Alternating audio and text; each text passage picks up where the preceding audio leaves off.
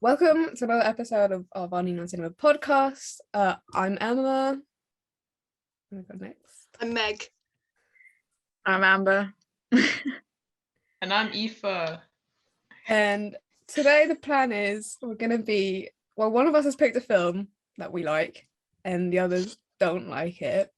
So the film that we're doing today is Pan's Labyrinth, which was released in 2006. Which is practically just like a fantasy-ish film. It takes place in Spain during the Civil War, and it sort of centers around this young girl and like her escaping the civil, like how horrible the situation she's in through like a fantasy world. Now, I was one who picked the film. I really liked it when I was little. It still has a soft spot in my heart. I don't know about you guys. I know you guys don't really like it that much. So yeah, who wants to start saying why they don't like it, or if they do? Wait, are like you gonna? it-ish? No, you start with why you do like it. Let's hear Okay. yours like that. Yeah. It was like one of the first few films I watched when I was little, and like was actually like not a kid's film. I was like, oh my god, I like that film. And like as I've just grown up, I think the way they sort of use her, like Ophelia, the little girl, as like a way to show what's happening, but also the way like we understand that she's a kid because she's like trying to escape it through fantasy. I don't know, it felt very like the fact that it's a fantasy film but it still feels very kind of real. I don't know how to explain it other than that, but yeah, I don't know what you guys think. I mean, I haven't seen it. I think I should just flat out say I haven't seen it. Yeah. Okay. Always a good start. I'll just. Do you guys like it? Have you guys seen No. it? No. I Okay. didn't think it was that good.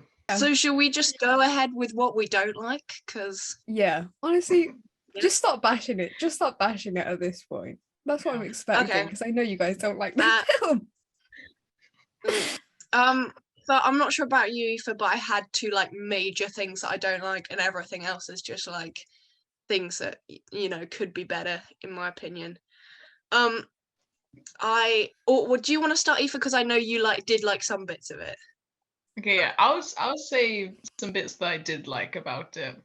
I really liked the character design and the set design when it was in like the kind of fantasy world, like the scene with the guy with the hands like this. That was really cool. I think the costume design, I think he looked really creepy. It was really good. And like I loved the way the I forget all their names, the tree guy, the kind of like mystical tree guy, he looked really creepy and really cool. So overall, I think the design and the look was really good. Just everything else was kind of about it. I agree with you, but I also have a point about the character and costume design. The fawn guy, right, he can get away with it, that's explainable. And I liked the eye guy, fair enough, really funky, really cool, like a baddie that I hadn't really seen before. But there was no explanation as to why he was like that, which would have made it much scarier, like, or why that was specifically catered to his type of scaring. I don't know, like there was no but like I don't even need that much of a backstory, but they even put in a backstory about how he like eats kids or something. Wow, so scary. Like, why do I care? Like, but if they had something like he was, I'm not sure, I'm not writing it, but I think that could have been, it would have been more terrifying had there been like a reason, or he's gonna do something fucking weird with his hands and the eyes in them. I don't know, but it just wasn't that scary for me. Because I thought I was gonna be so scared in that scene, and I just wasn't. I was like, okay. It was like, what's he doing? Playing peekaboo with me? What, like? Yeah.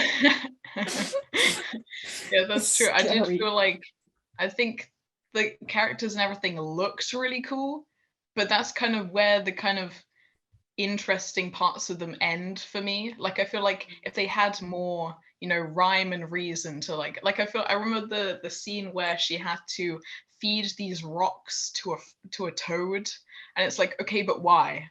Okay, but like, okay, yeah, she has these rocks. What are these rocks? Like, what? Why? Like, there's no sort of why is she doing that? like what's going on? Yes, Amber. Go on. Question. Go on. So the little girl she created this, it's like in her head, right?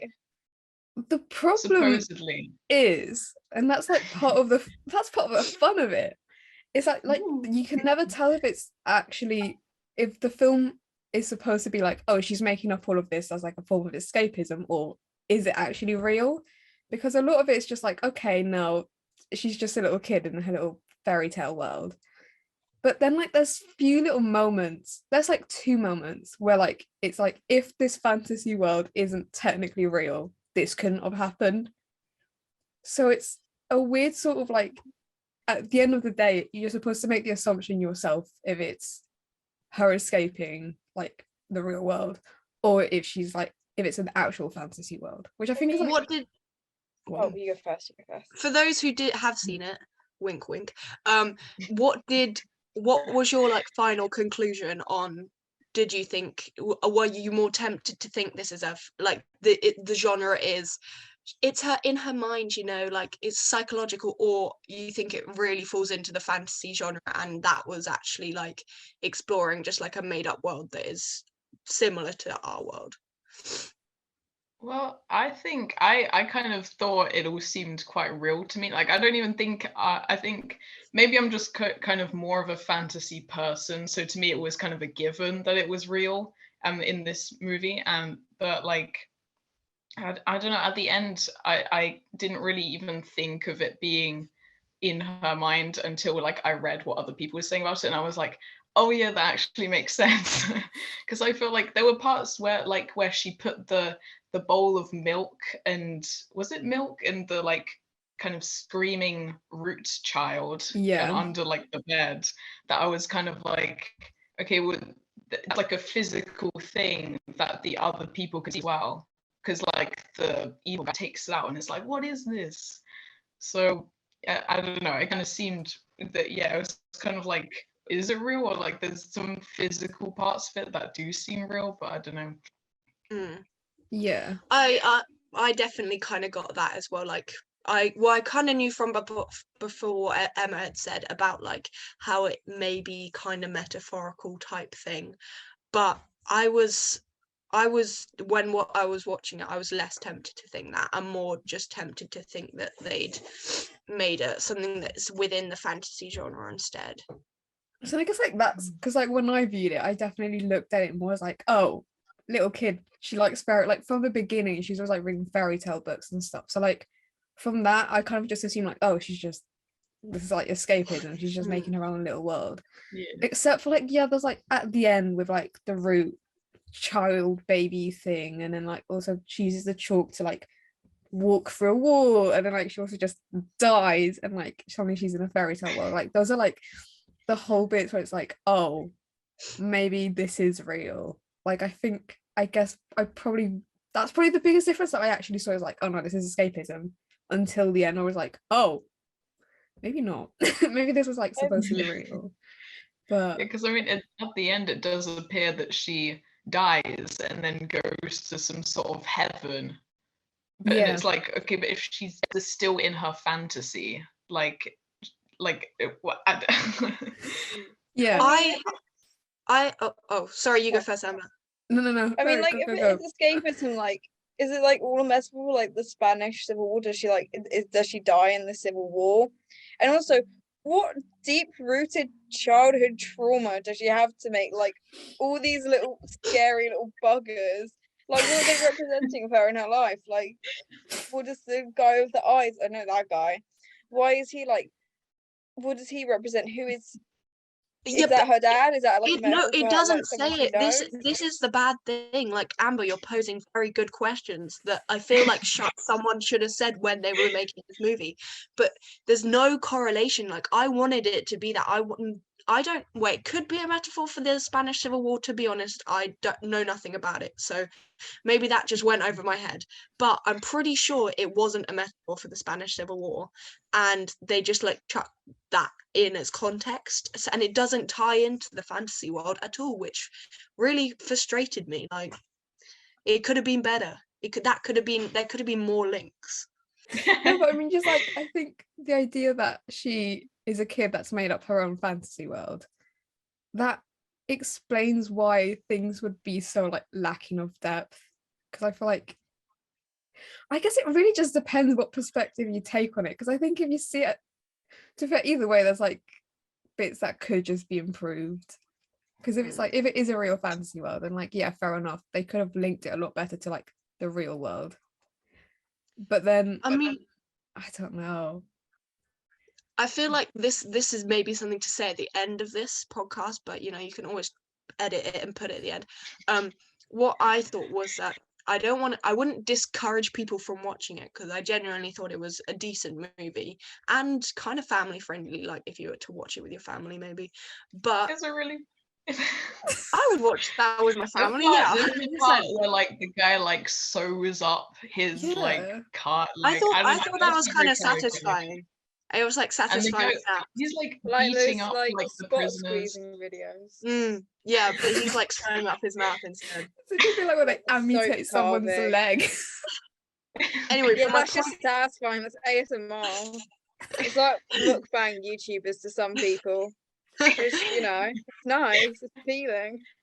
my Nothing- point is, I wouldn't discourage people from watching it, but I would say if you don't fancy watching it, you could get the same plus better experience, a bit without the Civil War, if you just watched Coraline. I would say largely it's the same premise. I mean, Oh, do you need to know a lot of context about the Spanish Civil War to understand the film? No, No, I don't think just- or is it No, like I think it's just kind of detrimental thrown to in. it? Like that's Yeah. what makes the viewing experience so much better. Yeah, I didn't Yeah. even know Spain had a civil war. Like, It was right mean, before. now I looked up when the Spanish Civil War was. It was right before World War II, and they stayed neutral. Like Spain went under a military dictatorship, and God. Spain paid a lot of money, Germany in World War II because of they're under a military dictatorship by a guy called Franco. yes. I think, I don't know, to be honest. context. Context, exactly. But I Someone swear hasn't seen the movie. if I've seen the movie, I would be like, brrr, I would be giving all the points. If this was about like Midsummer, Gone Girl, Promising Young Woman, I would be on it. I would be like, it would be like a UN meeting. It would be like something like, I'd be like, well, this is, yeah. Oh, There we go. oh wait, Emma's Should I gone in. watch it? Should I watch it? Yeah, you should watch it. Not right now, but Yeah, like, sorry guys, I'm in gonna go. Bye, I'm gonna go watch the film. no, just play it whilst you're in the meeting, and we can hear it really faintly in the back of the audio. Well, this line meant really, if you read in between the lines. Did Emma and Aoife, did you think did it at all shout out to you, Coraline, when you saw it? Because that's very, like I said, that's very much what I was thinking when I was watching it. Now that you said it, I do agree. I think, yeah, I haven't even, honestly, if I'm honest, haven't watched Coraline, but I know the premise, and it and I get it. I feel like they are similar. No, yeah. Like, Um, Coraline is one of my favorite movies, and now that you point out, I was like, oh, damn, yeah. Like, it is a better, I feel like it genuinely kind of is a better version of, I'm not gonna And lie. also, I think what Pan's Labyrinth is lacking, I feel like Coraline has. Like, it has the ties between the real world and the proper one, and it's like it's that deep, you know. Whereas Pan's Yeah. Labyrinth is not, in my opinion. I mean, I have a question for Emma. When you're watching, because you first watched it when you're like a little kid, did you like feel kind of like a connection to the little girl in the film? Did you relate to her? Did it like that? Because like, you know, like when I watch films as like a woman lead, I always relate to it more because I understand that experience. She's And just I like did- me for real. She's just like me. She's insane. That's why I Me love when I watched The Promising Young Joker, Woman. guys. She's like, she's just like me. She hates men.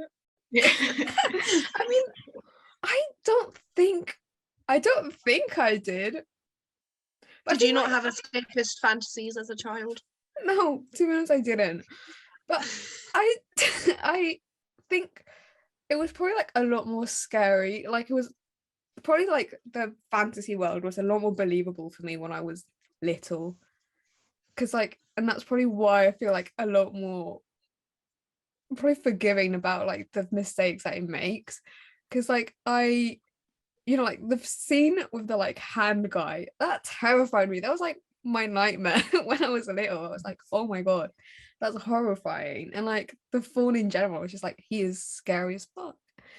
And like I guess that like having watched it when I was little probably influences a lot my opinion on it now, because now I'm like, no, but like everything makes so much more sense. But it's like, not really. Like it's still like the fantasy world definitely lacks depth. But now that like I think about it, with you like saying like, there should be more connections between the real world and the fantasy world, I do think like a big point of the movie is that you're not supposed to know if it's in her head or not. And I think although it probably would have benefited from having more connections to the real world, then that would completely get rid of like that aspect of the film. It's like then it would be like, well, no, it is a real fantasy world. This is actually happening.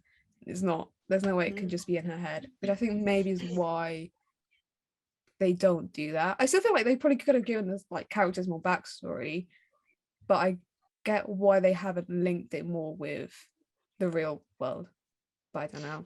In this scene as well, another point that I've just forgotten but now remembered, was that I wanted to know, I think it would have been really good, why didn't they tell us like any kind of thing about why she ate the food? Like there was nothing like, oh, maybe her my God, dad that didn't annoyed give her me. breakfast because he's evil, so she's like so hungry, or something like that. Yeah. But or She just kind of picks up a grape and she she's just like, a why grape not? as well. There was some really good stuff on that table, and she was like, A great. all the things. Yeah, I'm gonna risk my life for a green grape. Didn't even check if they were unseeded. Yeah, she's like, the one rule: Criminal. do not eat any of the food. And she literally walks in. She's like, grapes. I'm like, Hmm. whoa. I think part of it, I'm not like part of her character. I never really liked her that much. I found her to be quite like She's not spoiled. likable. She's not Yeah. likable. So I think like she was giving me very spoiled, sort of like calm yourself, child, sort of vibes. I don't know. Like I never really liked her. Even when I watched her when I was little, I was like, she's kind of annoying. And I guess I don't know. It's like it's difficult to have a non-likable character as your main character, because I don't think she's meant to be like this really nice, sweet little girl who's done nothing wrong. Like I think she's meant to be kind of annoying, which I think is always a kind of difficult thing to manage if you're making a film, to have like a not very likable character. But At least they had the servant woman, who I can't remember what her name is now, but she's like a likable character. She's cool, and I would say like she's probably like the second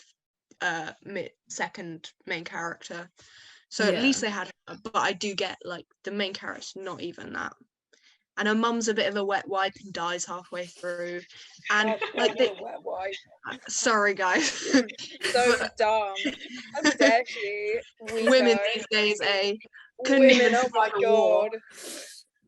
But also, this is the thing, they also did not make a big deal of the mum's death. Like she should be more traumatized by that, but nah, she got over that pretty fast, I would say. I was gonna ask, where are her parents? If like this is a fantasy world and she just goes missing and dies there, like are her parents gonna be like, where did our daughter go? I don't think she doesn't even die in the fantasy world, does she? She's like, I mean, if it's all isn't in her she head, it could be killed like by she gets killed by I like think that's her right. stepdad. Like yeah, wait, does he push her, or does he shoot her? he shoots her. That's it. Shoots her. Harsh. Yeah. Jesus Christ, that's a little bit harsh. It's Okay. not her real dad, don't worry. Yeah, It's stepdad, and a he's one of stepdad. the If I had a nasty. stepdad and he got hold of a gun and shot me, I'd be a bit miffed off. As I don't like, Yeah. you married this lunatic who just shot Well, me. well, by this She's point, guilty. the mum's dead by this point. Like, you know, but still, there should have been warning signs.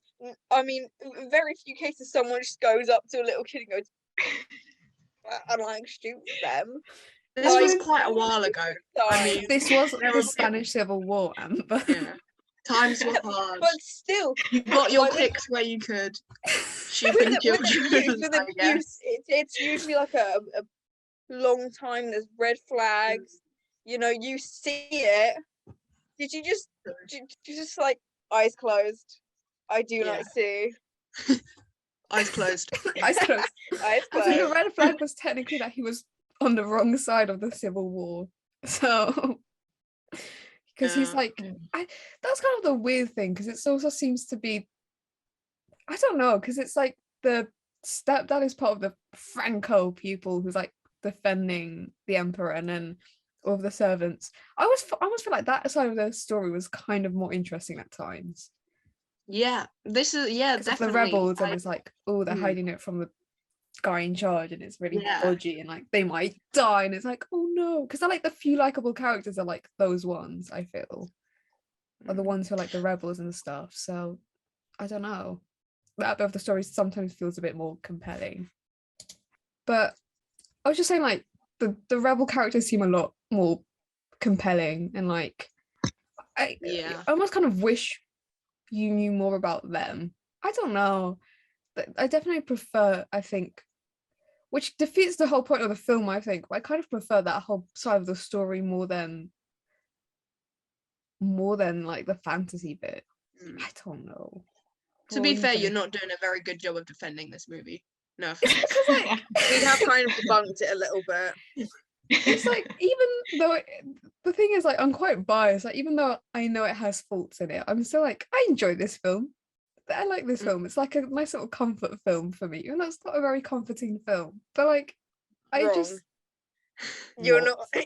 If it's not a good film, you're not allowed to enjoy it. That's the overarching rule. This is My podcast bad. about I'm so sorry. I'm so don't sorry. enjoy But bad films. I'm so We're sorry. critics. We're A-level film students here. We are to hate every film that we don't like. That is I'm so bad. sorry. I have failed as an Be A-level sorry. student. We expect better from you. Don't be sorry, Honestly. just don't do it. No. Maybe shall we just change? Just change your ways now. Just change. Just shed all individuality you have and join the conscious hive mind of film Of studies A24. students. What Lisa would Quentin watch. Tarantino. Quentin Tarantino, oh my Pulp god. Fiction. Pulp Fiction. Oh Pulp Fiction my is God. best. He That's just what we loves all that. think. No, but like, I think so many of like my favorite films are like, this isn't the best film, but I really like it. Like, for me, that's just how films usually work. So like, I completely get, I do think that this film is really overhyped. I'll give it that much. Like, I think that sort of ruins it too, because I think everyone exposes it to be like, oh my god, it's a great film. It's like, nah, it's just a nice little fantasy film. It's not that big of a deal that I think people make it out to be a lot of the time.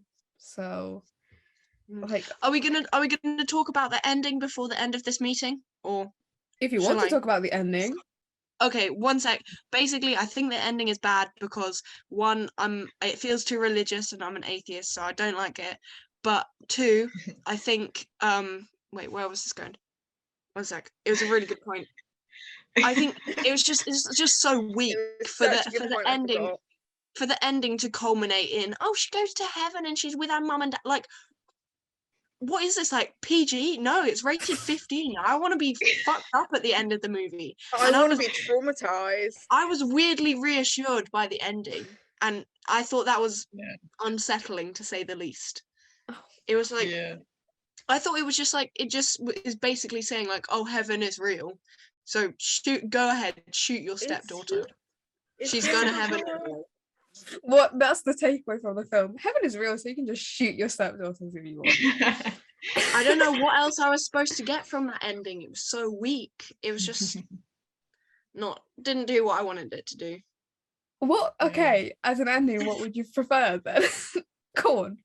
Her to die and it to just fade. Like, how much better would that be? And it's like the fantasy real world was fake all along, and you grow up, your child, you find out death is death, and that it did kind of, it made more the meaning of the rest of the film kind of go away. Yeah, It was like, it was like, so oh, she's oh, just well, in obsolete. Yeah. heaven or something now. Like what? Yeah. I think I mean- Fade to Black would have been better. On I looked up a bit about Guillermo del Toro a minute ago. He was raised like a devout Catholic, but later on he called Catholicism morbid. So maybe that's like tying into the death bit. Like As in, she's a little kid. She got shot. That's pretty bloody fucking morbid, isn't it? Like, Then surely if he's saying Catholicism is morbid, then why let her go to heaven? I don't know if that's why heaven let though. her It's die just in a the first fantasy place? world. Honestly, Because that's shit pretty happens. sad. I don't. But would you call a Shit fantasy happened. world heaven? This is where I'm like, the thing about the ending. It's not really. I wouldn't call it heaven because it's like throughout the whole film, she's just trying to get into the fantasy world. Like all of the tasks she does are to get into the fantasy world, and then that last task is what gets her there, which is a bit weird because it means she has to die to get in there, which is a bit morbid. Mm. But also then it's just like, so she's been doing all these tasks, and then she could have just got in by just like getting someone to stab her, or I don't know. No, because That- it's not the fact that she dies that gets her in there. It's the fact she has to sacrifice herself for like an innocent person, which is the baby brother. Maybe it's just a whole comment on religion, like why do you have to do all these things, and then like you do all these things and that's not good enough, and you have to continue doing the next goodest task, and then ultimately it just comes down to you have to die to get into this holy place. Like, why do you have to die? Why can't your life here just be good? Why can't this be the paradise? why Actually did the such a good person who point. didn't even watch this movie come up with A really good the had not even crossed my mind, but thanks, Amber. That is actually, yeah. I guess it would just that would be like a really smart point. I just wish if that were the point they made it a bit more clear. I'm not gonna Yeah. lie. Yeah.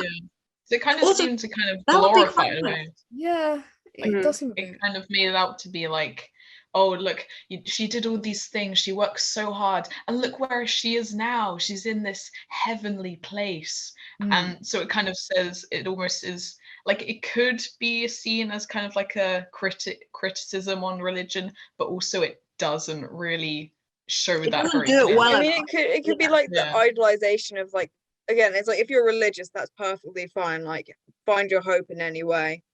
Maybe, but like, because I think Guillermo del Toro said that he found Catholicism morbid. Maybe it was just the fact that like people have like accept the suffering and abuse and like the pain and the war as just a part of like it's necessary to go through it all in order to get the space. Like it's at the end of the day worth it, and you can't have the best of both worlds. You have to have, it's either you have a really shitty normal mortal life to transcend, or you have like a really good one here and you don't have a good afterlife.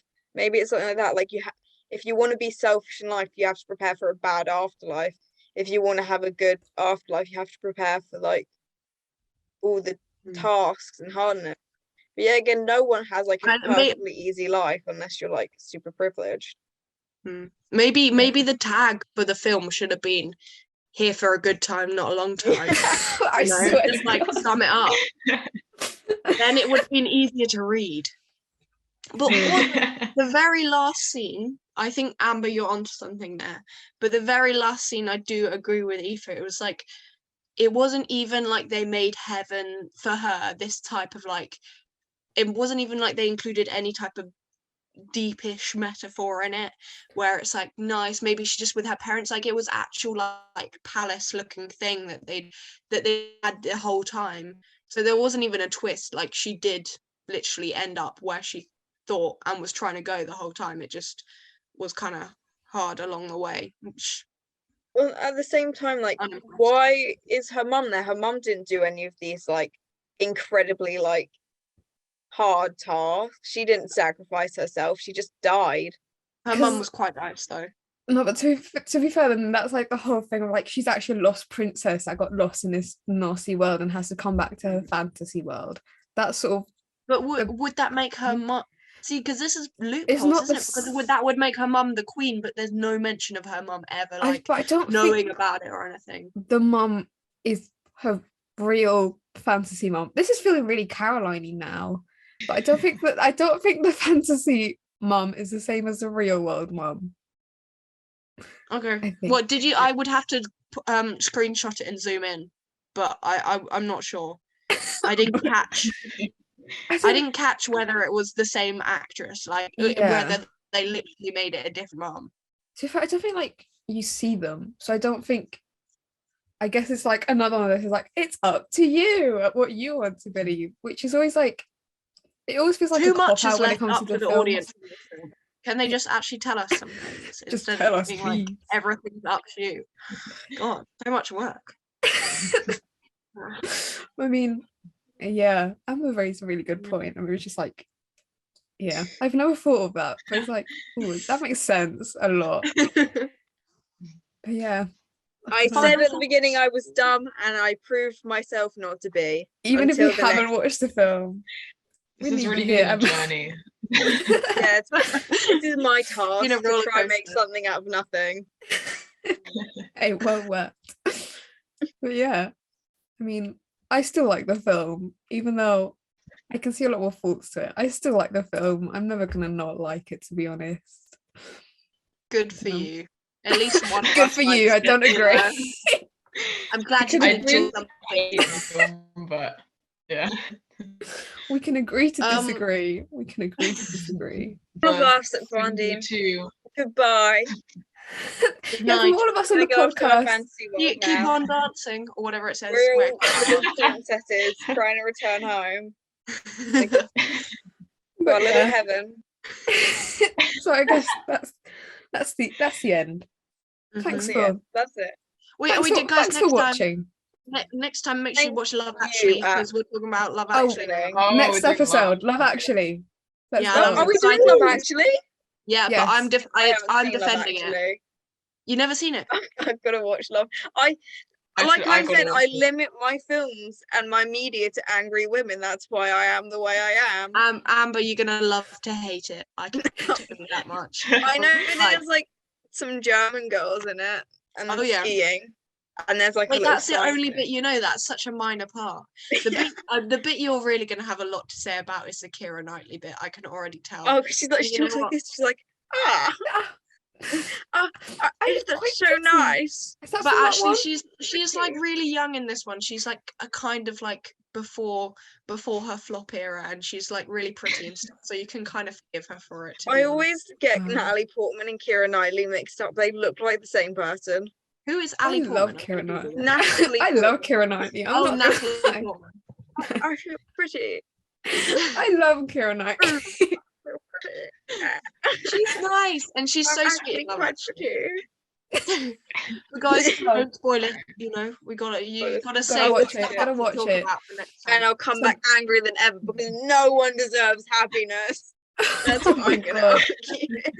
Yes. Next episode, Love Actually. But next episode.